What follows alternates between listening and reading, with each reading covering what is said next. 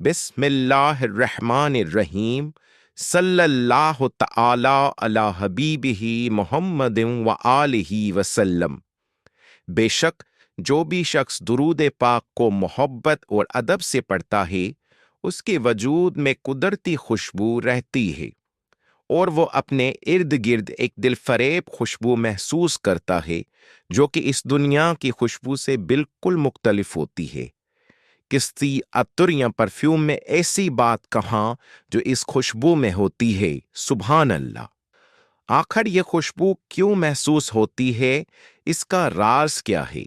तो इस राज का भेद मुझ पर एक किताब बरकातो दुरूदो सलाम और ज़ियारत रसूल अल्लाह सल्लल्लाहु अलैहि वसल्लम से खुला, जिसमें मुसन्निफा बहन लिखती हैं कि जैसा कि मैं अक्सर अपने एतराफ़ में खुशबू महसूस करती थी, मुझे याद पड़ता है कि मैंने अपने मामू, जो कि एक रूहानी शख्सियत के मालिक हैं, उनसे पूछा कि मामू जान, जब मुझे खुशबू महसूस होती है, मैं परेशान हो जाती हूँ कि आखिर ये खुशबू किस वजह से है, इसका राज क्या है?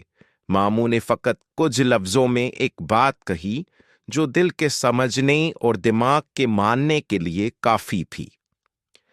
मामू ने कहा कि बेटी, जब कोई बंदा गुलाब के करीब होता है तो खुशबू ज्यादा तेज महसूस होती है या कम?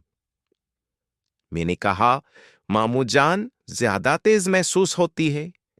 मामू ने कहा, तो सुन लो बेटी कि द्रूद पाक पढ़ने वाले की रूह द्रूद पाक की कसरत की वजह से इतनी तो नूर से मुनव्वर हो जाती है कि वो गुलाम कुर्ब मोहम्मद मुस्तफ़ा सल्लल्लाहु अलैहि वसल्लम हासिल करके बारगाह इलाही में और बारगाह नबवी में हाज़री और हुजूरी हासिल कर लेता है।